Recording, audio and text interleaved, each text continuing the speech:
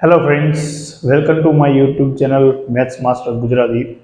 આજે આપણે જોઈશું સ્વાધ્યાય 8.2 દાખલા નંબર 2 એનો પહેલો દાખલો સાચો વિકલ્પ પસંદ કરી અને યથાર્થતા ચકાસો. તો રકમ આપેલી છે 2 10 30 છેદમાં 1 પ્લસ 10 સ્ક્વેર 30. આપણે યથાર્થતા ચકાસી અને ત્યારબાદ નક્કી કરીશું કયો વિકલ્પ સાચો છે. ઉકેલ મેળવીએ. 10 30 તો 10 ની કિંમત છે 10 30 ની કિંમત છે 1/3 છેદમાં 1 વત્તા 1/3 કૌંસ ઉપર વર્ગ. સાદુરૂપ આપીએ 2 એકુ 2 છેદમાં √3 અખાઈના છેદમાં 1 વત્તા 1 વર્ગ 1 √3 વર્ગ 3 3 એકુ 3 2 ના છેદમાં √3 છેદમાં 3 એકુ 3 વત્તા 1 અખાઈના છેદમાં 3 છેદનો છેદ અંશમાં જશે, અંશનો છેદ છેદમાં આવશે એટલે 2 ગુણ્યા 3 છેદમાં 3 ને 1 4 અને આજે અંશનો છેદ છે એને નીચે લઈ આવીએ તો √3 2 દુ 4. હવે આ 3 આપેલા છે એને √3 ગુણ્યા √3 એવી રીતે લખી શકાય અને 2 ગુણ્યા √3 2 ઉડી ગયા, વધ્યું √3 ના છેદમાં 2. તો √3 ના છેદમાં 2 એ મૂલ્ય છે sin 60 નું. એટલે આપણો ઓપ્શન આવશે એ.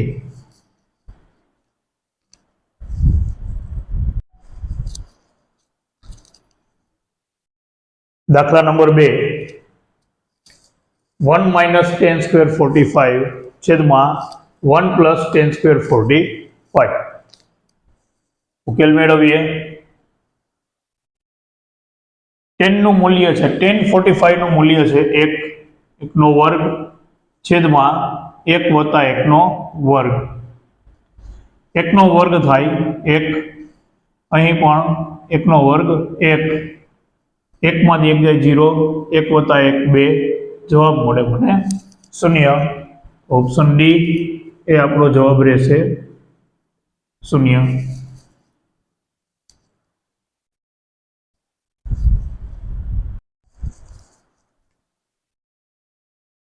જ્યારે a બરાબર ખાલી જગ્યા હોય ત્યારે sin 2a બરાબર 2 sin a સત્ય હોય. તો અહીં આપણે પહેલેથી ઉકેલ મેળવતા જઈએ. એ ઓપ્શન આપેલ છે જેનો જવાબ છે 0 મૂકીએ આપણે. આને આપણે કહીએ ડાબી બાજુ, આને કહીએ જમણી બાજુ.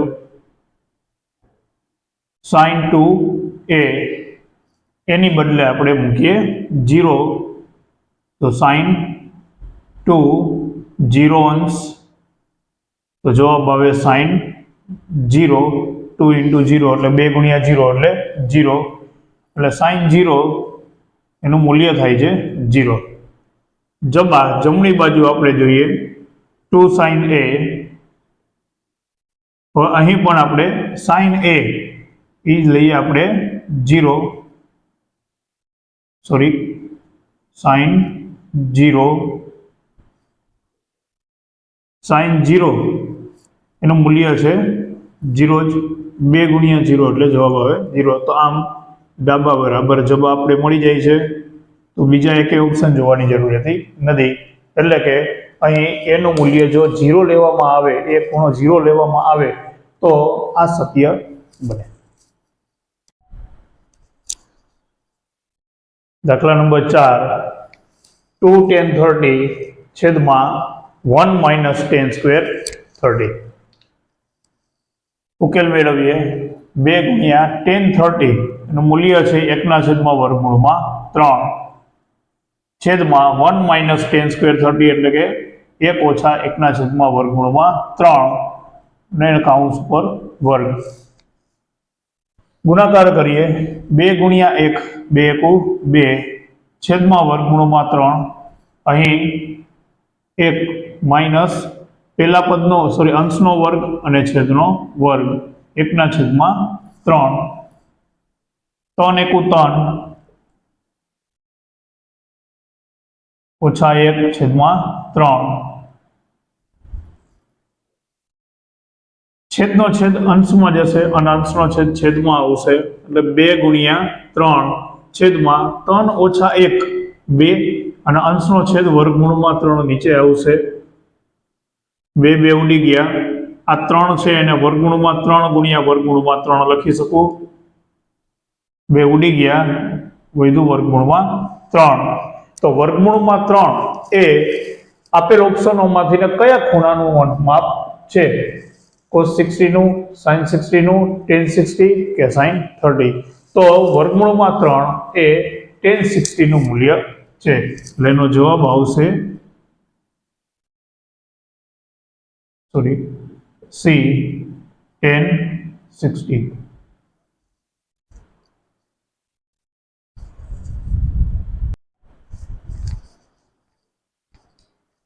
મુખ્ય દાખલા નંબર 3 જો tan કૌંસમાં a વત્તા b કૌંસ પૂરો બરાબર વર્ગમૂળમાં 3 અને tan કૌંસમાં a માઇનસ b કૌંસ પૂરો બરાબર 1/3 વર્ગમૂળમાં 3 હોય જ્યાં 0 લેસ ધેન a વત્તા b less than equal to 90 અને a ગ્રેટર ધેન b અહીંયા એવું કહેવા માંગે છે કે a અને b નો સરવાળો છે એ 0 થી મોટો છે અને 90 કે 90 થી ને નાનો છે તથા ખૂણો a એ ખૂણા b કરતા મોટો છે તો a અને b શોધો હવે અહીં જે આપેલ છે tan a વત્તા b બરાબર વર્ગમૂળમાં 3 ઉકેલ ચાલુ કર્યો છે આપણે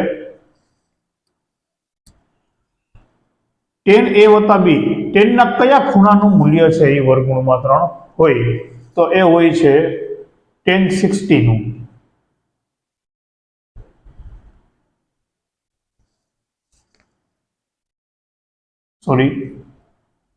tan 60 જો બંને બાજુથી ને tan કાઢી નાખીએ આપણે તો a વત્તા b બરાબર 60 આને કયો સમીકરણ 1 બીજું tan a માઇનસ b અહીં આપેલ છે tan a માઇનસ b બરાબર 1/3 વર્ગમૂળમાં 3 એટલે કે tan નું કયા ખૂણાનું મૂલ્ય 1/3 વર્ગમૂળમાં 3 હોય તો એ છે tan 30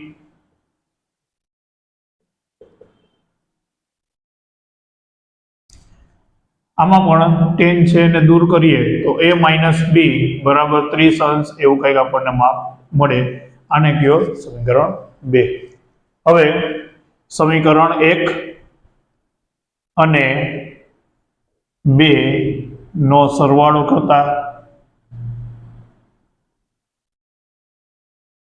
સમીકરણ 1 છે a વત્તા b બરાબર 60 અંશ અને સમીકરણ 2 a ઓછા b બરાબર 30 અંશ અહીં આપણે સરવાળો કરવાનો છે બંને વત્તા છે એટલે થશે 2a એકવાર વત્તા એકવાર ઓછા એટલે એની થઈ જશે બાદબાકી નીકળી જશે 60 અને 30 સરવાળો થાય 90 2a ગુણાકારનો સંબંધ છે 2 આલી બાજુ જશે તો છેદમાં આવશે એટલે a બરાબર મૂલ્ય મળશે મને 45 અંશ તો ખૂણો a પેલો ખૂણો a મને 45 અંશ માપ મળ્યું હવે બીજા ખૂણાનું માપ શોધીએ સમીકરણ 2 માં a ની કિંમત મૂકતા a નું માપ મૂકતા